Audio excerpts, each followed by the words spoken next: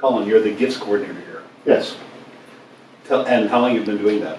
I've been at the library for 16 years. Yeah. First as the assistant to the various gifts librarians, and then most recently in the last 7 to 6 years, really taking on the role as the gifts coordinator as the gifts librarians are well retired. Yeah. So that's a general term, gifts coordinator. Often, some people may simplistically think that it means, oh, someone has offered us a gift, let's just give it to Colin, he'll take care of it, it'll all be on the shelves. Absolutely. And though, ironically, it has a lot more that goes on behind the scenes, because it has a lot of work to do with donors, not just soliciting gifts, but sort of nurturing them through their collections that they decide to give them to us. So we spend a lot of time out in the field talking to people about what they have and what's important to them and how they want this gift to come to Carleton and what we might be able to do for them. Right. And I guess one of the things that surprised me most was how much empathy had to be brought to the job. Generally, when someone is giving us a gift, it's because they're going through a state of trauma. Someone's died, someone's very sick, or they've just been connected to these books for 30 years and they're giving away some of their best friends. So yeah. We spend a lot of time hand-holding. What about the other side of it where you've got it, I know the answer to this, but others may not. We don't take a gift of 10,000 books and say, hey, we're keeping all 10,000 books. That doesn't always happen. Right? No, not very often, to be frank. We do a lot of triage before we move on a collection.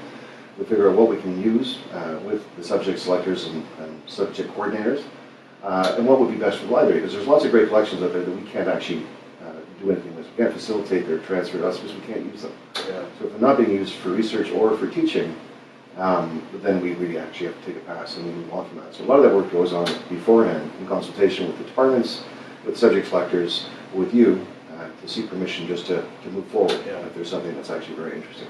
And I presume I can imagine the whole range of people where some people say, you know what, take my books, whatever you want to do with them. I just want them to be given out.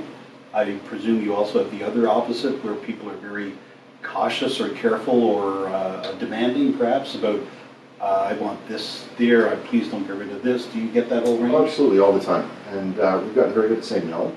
We've also explained why it is we can't do that. Our issues are generally space.